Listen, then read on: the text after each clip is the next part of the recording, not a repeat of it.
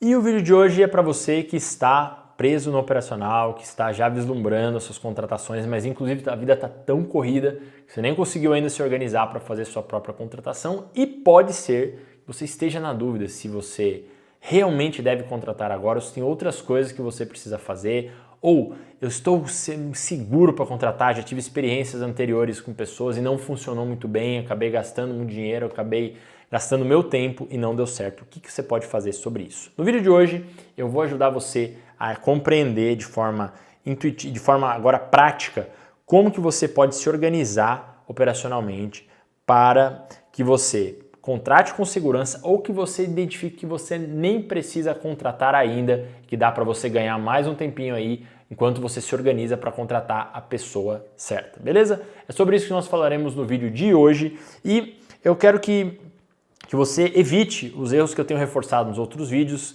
que é a receita dessas três coisas, que é a receita do caminho do abismo de quem quer fazer o negócio escalar. Seguir essa receita é caminhar direto para um abismo. A gente já viu isso acontecendo aqui na Decision Pro com vários clientes que vieram para a gente com esse padrão, que nós ajudamos a sair, que é sair da operação, certo? Logo e transferindo a responsabilidade. Se você fizer essas três coisas, é certeza que vai dar ruim, Então, você não pode sair da operação, você tem que sair do operacional, não da operação. Ou seja, você precisa estar na linha de frente do teu negócio. Se você está realmente muito satisfeito com o teu negócio, considere avaliar se realmente teu negócio é para você, ok?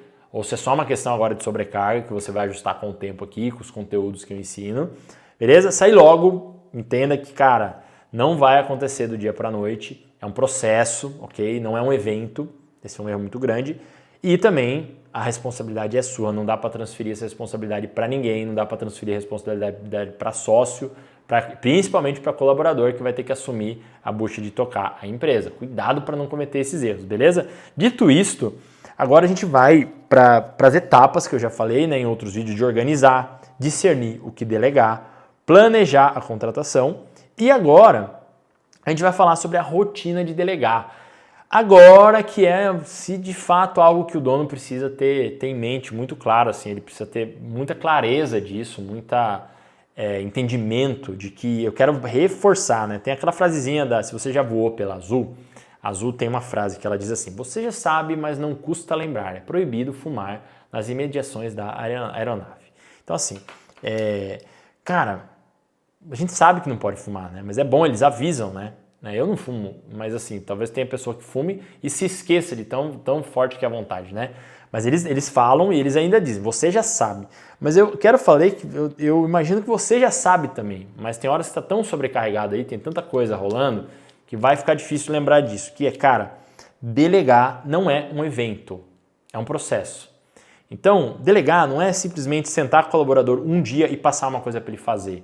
É um conjunto de dias, de semanas ali, de treinamentos organizados que você vai conseguir, nos primeiros 3 meses, depois 6 meses, construir uma relação de confiança, de alinhamento e de confiabilidade, de fato, de processos, para essa pessoa assumir uma área, assumir de forma contínua, consistente aquilo que você vem fazendo.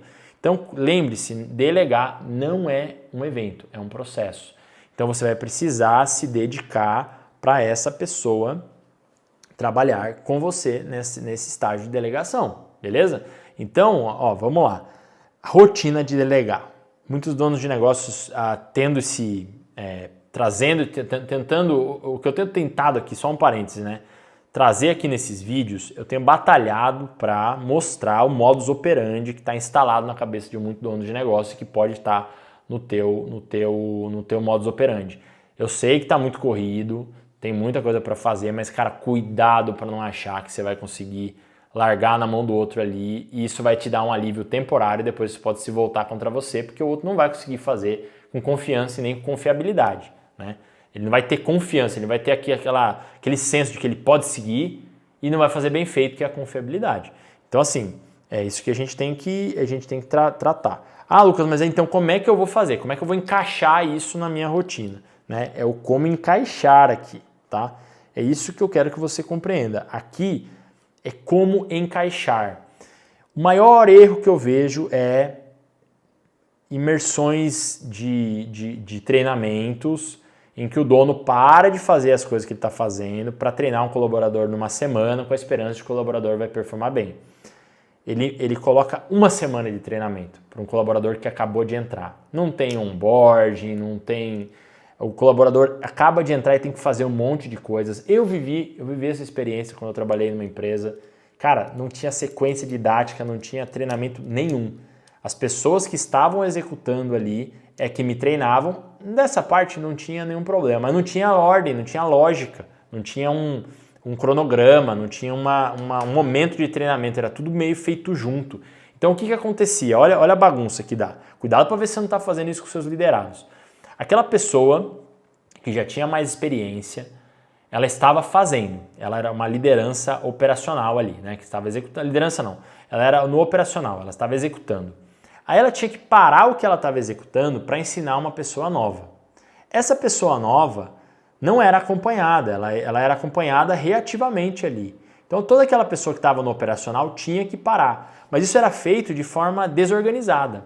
Então atrapalhava quem estava operando, que reduzia a velocidade.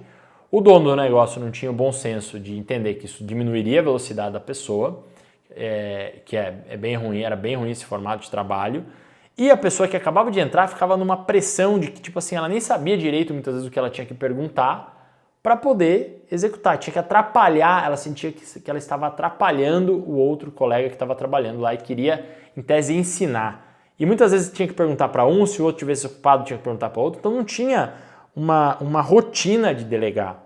Então, muitas vezes eu ensino, né, para donos de negócios e lideranças que estão começando a delegar, eu ensino a prática dos 8 erros e problemas, que é, cara, no primeiro mês, primeiros 2 meses, cria um treinamento semanal de 1 hora com o colaborador falando sobre os principais erros, os 8 principais, né? Devem ter mais, mas são os principais. O primeiro erro normalmente é um erro, sei lá, vamos pegar aqui, é um que me deram esse exemplo essa semana. O erro era de copy. Como é que era o erro? Vou dar um exemplo de suporte, que é mais fácil, está mais disponível aqui. Na área de suporte o erro era, cara, as pessoas, os colaboradores acabam, quando eles não sabem responder a algo, eles acabam usando Ctrl+C, Ctrl+V, né? E aí fica aquela cara de mensagem copiada, colada para o cliente, pega mal. Então, mas é falar uma vez para o colaborador? Não é falar uma vez. Isso aí isso demanda, tem tantas outras coisas que estão em volta, que demanda 1 hora de treinamento na semana, que já vai ajudar aquele colaborador a errar muito menos na próxima semana. É aí que a gente consegue apagar os incêndios. Então a gente precisa ter uma rotina de delegar. Precisam ter as reuniões de acompanhamento, precisam ter as reuniões onde se ensina, precisa ter reunião onde se fala de aspecto comportamental, de bloqueios, de insegurança. Cada uma delas, não dá para ter tudo junto. Lucas, mas eu vou encher minha agenda de reunião. Então, mas você vai ocupar algumas horas que vão ser muito menores do que as horas reativas de apagar incêndio. O colaborador vai começar a performar melhor, vai valer esse investimento de tempo. Agora é uma rotina ordenada. Antes, a rotina... Sabe qual que é o problema da rotina desordenada? Que não parece a quantidade de horas que está sendo perdidas. Da mesma forma de uma pessoa que tem a desorganização financeira, não parece a quantidade de dinheiro que ela está perdendo. O dono, muitas vezes, numa rotina desordenada, ele olha para falar, nossa, mas eu vou gastar 3 horas na minha semana para treinar, uma na segunda, outra na quarta, outra na sexta. Ele não percebe que ele gastava 12, 13 horas dele apagando incêndio daqueles outros colaboradores ali que estão errando aquele erro, que se ele fizer um nivelamento, a equipe começa a andar melhor. É um choque, eu sei, mas para encaixar na tua semana é assim que eu recomendo, tá? Evite paradas grandes ali de operacionais para parar tudo para o colaborador começar a operar. Vai aos poucos e assim o colaborador vai ganhando conhecimento, vai ganhando confiança, confiabilidade nos processos e vai começar a performar.